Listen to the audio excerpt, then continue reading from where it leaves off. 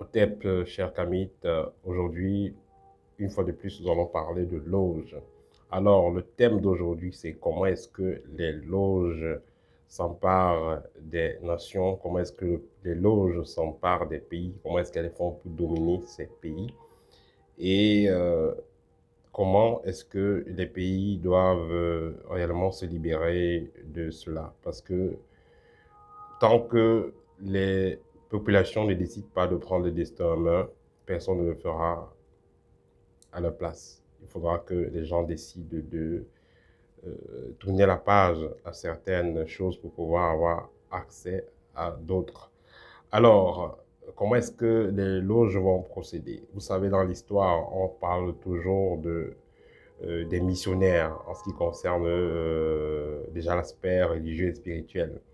On dit souvent aussi pour pouvoir dominer un peuple, il faudra lui proposer, ou alors même il faudra l'imposer, créer une spiritualité et l'imposer cette spiritualité-là. Ça fera donc que ce peuple-là puisse être dominé à long terme. Parce que là, on va faire d'abord un lavage du cerveau, on va les apprendre une autre façon de penser, on va les dénaturaliser, on va les faire perdre leur nature et par la suite, ils seront donc perdus. Et s'ils sont perdus, ils seront dominés, bien entendu. Donc, les peuples, pendant des centaines d'années, les peuples d'Afrique, d'Amérique latine et autres, sont les peuples qui ont le plus subi les conséquences de cette domination spirituelle due aux loges. Je dis toujours, ne vous fiez pas aux apparences. Vous allez, si vous tapez sur Internet, école d'initiation, de développement spirituel, vous tombez directement sur la Rose-Croix ou la franc-maçonnerie et tout ça, ou d'autres loges aussi, et c'est les plus populaires. Et on va vous parler de quoi? On parle de Jésus, on parle de Marie, on vous parle des anges, on vous parle des thèmes que vous connaissez, des thèmes que vous avez connus depuis la jeune enfance. Et vous allez vous rendre compte que c'est pas trop loin de ce qui est enseigné dans les saintes religions comme le catholicisme, les presbytériens et autres, dans le christianisme en tant que tel. Vous allez voir que c'est pas si loin de cela. Or, au fond, c'est pas réellement ça. Et dans ces loges-là, il y a un code particulier. On vous parle du divin, on vous parle du cosmique, on vous parle de l'amour du prochain, on vous parle du pardon, on vous parle de l'entraide. Pourtant, si vous allez dans le fond, vous allez constater que ce n'est réellement pas ça. On dit souvent, on juge un arbre, on juge un arbre par ses fruits.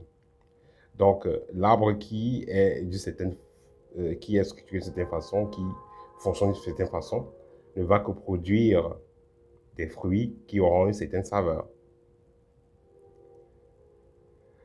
Ce qui fait que à un moment donné, vous n'avez qu'à observer ceux qui font partie beaucoup plus de la loge X ou Y, comment est-ce qu'ils se comportent, quel est le bilan qu'ils ont dans la société.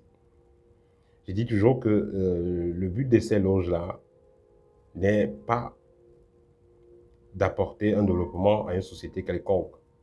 Au contraire, rendre les gens plus aliénés, très limités, et surtout faire des gens des esclaves. C'est ce que vous allez donc constater dans la plupart de ces pays-là qui sont dominés. Vous allez constater que des gens sont là depuis des années, ils fréquentent la loge X depuis 15 ans, 10 ans, mais déjà au niveau spirituel, ils ne savent pas faire grand-chose de positif, de créateur, qui permet de grandir, mais aussi ils n'ont pas de bilan personnel, il n'y a pas de bilan intéressant au niveau de leur entourage. Vous êtes entré dans une loge, ça fait 10 ans parce que vous voulez avoir une position ministérielle ou je ne sais pas où. Mais après 15-20 ans, vous finissez en prison, vous finissez avec maladie bizarre, vous finissez très mal. Quelle sera donc l'utilité d'avoir été membre de la loge dans laquelle vous êtes entré?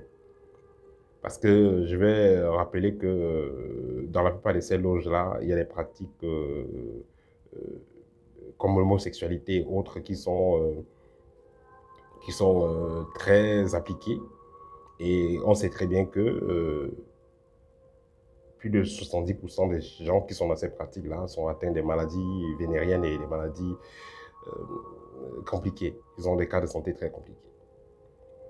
Alors, vous allez vous retrouver dans une situation comme ça. Vous êtes entré dans une loge, en faisant des rituels de cette loge-là, vous avez chopé une maladie très compliquée. Vous avez fait du tort à vos enfants. Vous avez fait du mal à vos enfants ou à votre entourage. Mais quel sera le bilan?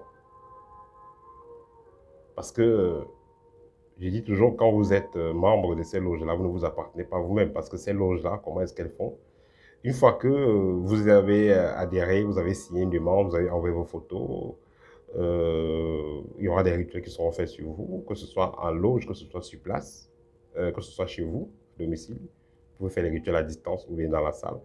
Dans tous les cas, vous entrez donc en contact avec cet égrégore-là et vous allez contribuer à ce que vous soyez inséré dans cet égrégore-là au plus bas fond de la pyramide. C'est-à-dire que vous serez la vache à lait à vie. Vous voyez dans ces pays-là qui apportent ces loges-là en Afrique, ces pays-là ne veulent physiquement pas que l'Afrique se développe. Un pays vous apporte une loge, alors que physiquement, il ne veut pas que vous vous développez. Tous ceux qui sont là, ambassadeurs, tous ceux qui représentent le pays qui a apporté la loge dans votre pays, ils se comportent très mal avec vous. Et au plus haut niveau, dans l'administration, ils se sont toujours très mal comportés avec vous, mais ils vous proposent une spiritualité qui va vous permettre d'évoluer. Ça n'a pas de sens. Si physiquement, quelqu'un est malhonnête et méchant avec vous, imaginez comment il sera dans le noir. Donc, je vais profiter ici pour tirer un coup de chapeau aux pays africains qui se libèrent actuellement, comme le Mali, la Centrafrique. Dans ces pays-là qui se libèrent actuellement de l'emprise coloniale et qui décident de fermer les ambassades de ces pays-là chez eux, je les tire en chapeau. Il faudrait que d'autres pays suivent l'exemple. Néanmoins, je vais vous rappeler que ces ambassades-là, il y en a qui sont aussi des loges. Quand parfois certaines loges ne sont pas encore bien installées en Afrique, c'est les ambassades qui sont les lieux de réunion de ces loges-là. Vous allez me demander quel est le lien. Le lien, c'est quoi? C'est que la plupart de ces gens qui gouvernent ces pays-là, on sait très bien qu'eux-mêmes ne sont que des marionnettes. Et pour pouvoir mieux contrôler une marionnette, on va l'imposer d'entrer dans certains cercles, dans certaines loges, et on va lui donner certaines clés pour qu'il puisse manipuler les autres qui vont entrer dans la loge. Là, il se croira très fort et très rusé. Mais plus tard, on pourra aussi le manipuler depuis l'autre côté. Donc, ce qui fait que beaucoup de pays ont toujours eu donc comme siège, comme siège de la loge qui est installée dans ces pays-là. Ils ont toujours eu cela dans ce siège-là, dans les ambassades, dans leurs ambassades. Donc, quand on ferme une ambassade, c'est très bien. Pensez aussi à fermer les loges affiliées à cette ambassade-là. Et ça va permettre qu'une libération soit plus concrète, que la libération soit plus concrète. Donc, vous n'allez pas fermer l'ambassade et vous laisser les loges. Fermez aussi les loges. Vous allez voir, les choses vont aller très vite. Ce que vous allez voir donc, vous pouvez avoir un tonton, une tata, un de vos proches qui était quelqu'un d'assez équilibré à l'époque. Il avait des passions normales comme tout le monde, mais depuis qu'il est entré dans la loge, il commence à aimer les gens du sexe opposé, ou commence à vouloir avoir des rapports avec les gens du sexe opposé, il commence à vouloir faire des pratiques qu'on ne comprend pas. Justement, c'est parce que ces gens-là ne sont plus eux-mêmes, ils sont possédés. Ils sont possédés comment? Par des rituels qui sont faits dans leur consécration en loge. Et la priorité pour eux, une fois que vous avez prêté serment dans ces loges, la priorité c'est quoi? C'est que pendant que vous prêtez serment, autant pour moi, vous promettez de servir d'abord l'égrégore, de servir d'abord la loge, les fratères, les membres de la loge. Or, pour qu'une communauté puisse se développer, il faudra que la priorité soit de développer d'abord, il faudrait que la priorité soit privilégier d'abord ceux qui sont compétents au niveau technique avant de voir au niveau spirituel. Mais ce qui a donc été appris à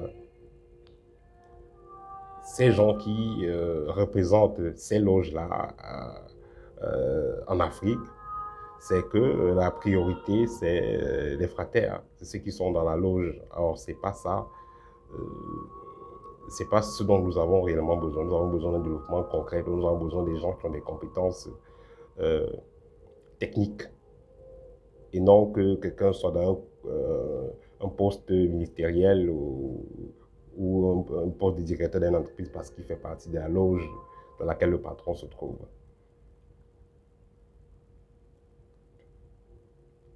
Voilà. Donc, ça, c'était le petit partage que je voulais faire avec vous en ce qui concerne comment les loges prennent le contrôle des populations, ou alors des peuples. Mais aussi, j'avais oublié deux petits détails là, vous savez, le petit appel là m'a un peu dérangé. Alors, les loges aussi vont passer par la magie des dons. Ils feront aussi la magie des dons. Hein. On va faire des dons, des dons, des dons, des dons. On ouvre des hôpitaux, on ouvre des salles de classe et tout. Ils vont passer par les ONG qui vont faire ces dons-là. Et ces dons-là, naturellement, ces dons-là sont assez monétisés, sont travaillés. Que ce soit même un jardin public, que ce soit les hôpitaux, c'est travaillé mystiquement. Parce que c'est les mystiques qui l'ont fait, c'est travailler mystiquement. Pas forcément pour votre bien. Donc, que ce soit donc ces hôpitaux autres, il y a aussi des, on appelle ça comment, des centres religieux. Voilà, des centres religieux, que ce soit donc une mosquée, que ce soit une église, une synagogue, une cathédrale, tout ça. Ces endroits aussi sont travaillés pour pouvoir mieux manipuler les populations. Sans oublier le côté industriel, le côté sportif. Donc, il y a beaucoup de domaines qui seront donc touchés, euh, où ces gens de loges-là seront assis, justement, pour mieux contrôler les populations. Parce que, comme je dis tantôt, le but, c'est pas, peu importe les mots qu'ils vont utiliser, les motifs qu'ils vont utiliser, amour, liberté, partage, tout ça. Le but réel, c'est tout simplement d'empêcher les gens de formater les cerveaux et déconnecter les gens de la spiritualité réelle et empêcher les gens de pouvoir raisonner et essayer d'avancer. Quand vous essayez d'avancer, ben, on vous écrase. Voilà.